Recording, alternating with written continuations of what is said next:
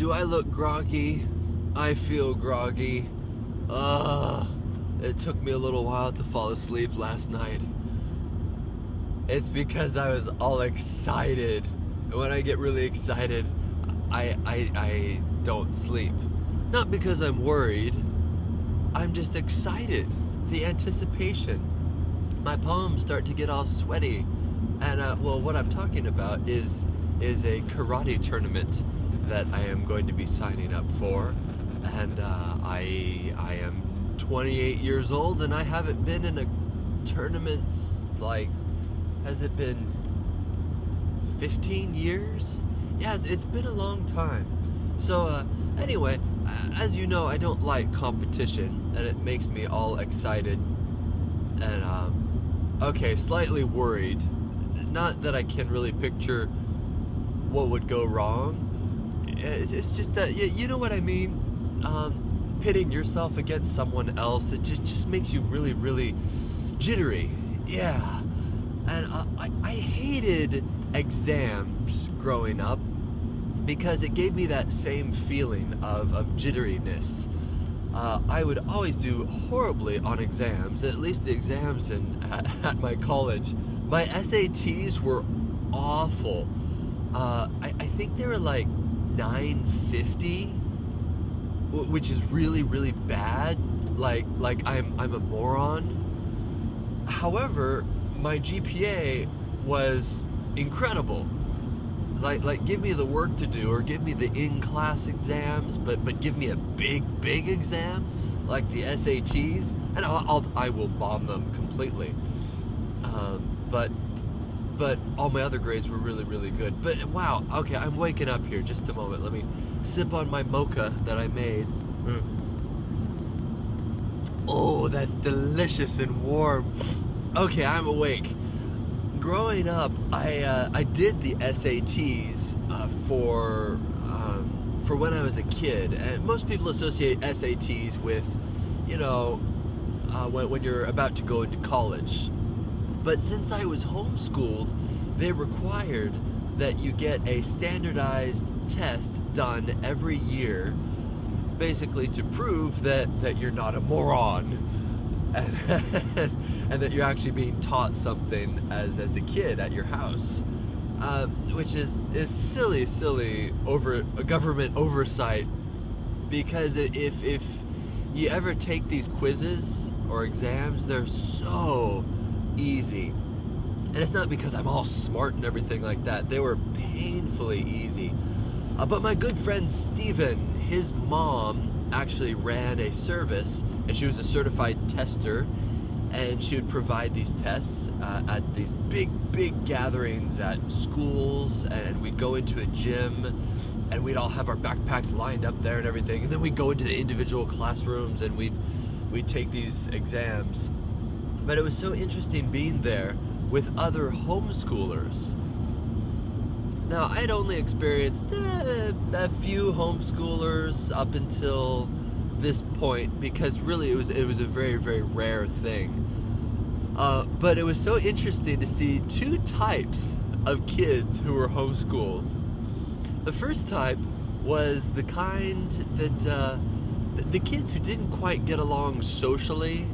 A little awkward, you know, the high pants, the cowboy boots, the Leatherman knife that they always had clipped on.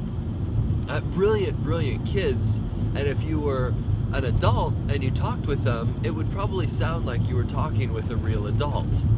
So smart kids, but just socially not quite a kid.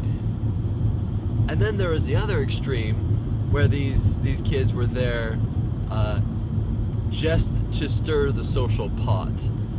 And these were the kids who probably were originally in public school, but they were just such terrors to have in the classroom that they dropped out, and their parents were like, fine, we're just homeschooling you. So you had these two opposite extremes, like these really, really stoic, responsible kids, and then the complete screw-offs. Oh, it was just wonderful seeing these two kids attempt to interact with each other. Oh, wow. And so if you think that's unfair that I'm putting these kids in this box, you're probably wondering, well, Beau, what box were you in?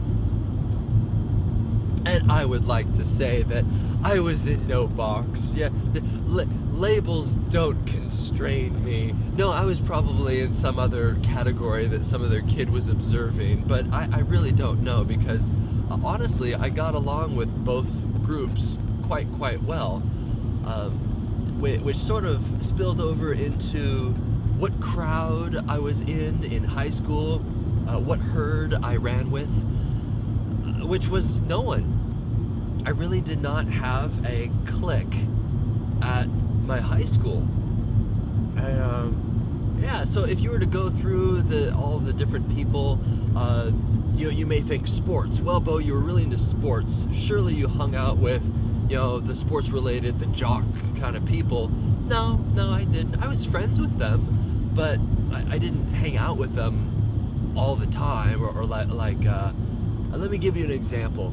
If I were to eat lunch with someone, who would I sit down next to? That's how I would sort of define what group that you feel comfortable in school.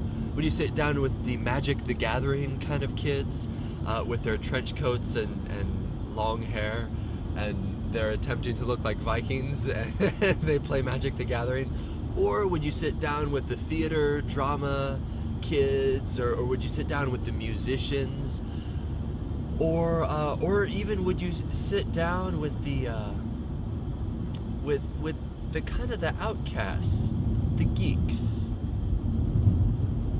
I would say probably them, if I were to try to define a group of people. Not because I was more comfortable there. As I said, I was friends really with everybody who I met. At least I tried to be friends. Not to say that everybody liked me, but I liked everybody. Yeah, but I would hang out with sort of the outcasts, I'd say, or rather I would seek them out because I didn't want them to feel alone or left out. And I was like, hey, if no one else is going to sit with them, I will. And so I'd get to know quite a few of them and become very, very good friends. And it was great. I'm comfortable meeting new people like that. Yeah. So nope, wasn't with the druggies, wasn't with the hicks that is like listen to country music, talked about horse stuff all the time. Not really. But I could walk up to any group and just be like, hi, I'm Beau, and they'll be like, hey, Beau, yeah, we remember you, come and have a seat, or whatever. It's just how I worked, and I did that very, very, very purposefully, because I remember actually being in youth group. I remember the speaker said, if you could be in any clique, what would it be? And I raised my hand, and then after a few other kids answered, I raised my hand and I said, honestly, I would not want to be in any particular group or clique. I said I would just want to be known as that nice Christian guy. And this was from the heart. This is the truth. And what's interesting is I wasn't necessarily in the Christian clique, which there is a Christian group that you hang out with. I wasn't. I was comfortable with them. I was friends with them. I knew their names, but I knew their names just as well as I knew the names of what other weird groups of kids are in high school. The ASW. Wait. Is that what it is? The student body group. You know, they're always involved in the student politics and stuff. That group, I would know them just as well as I know the Christian group, which was very, very purposeful.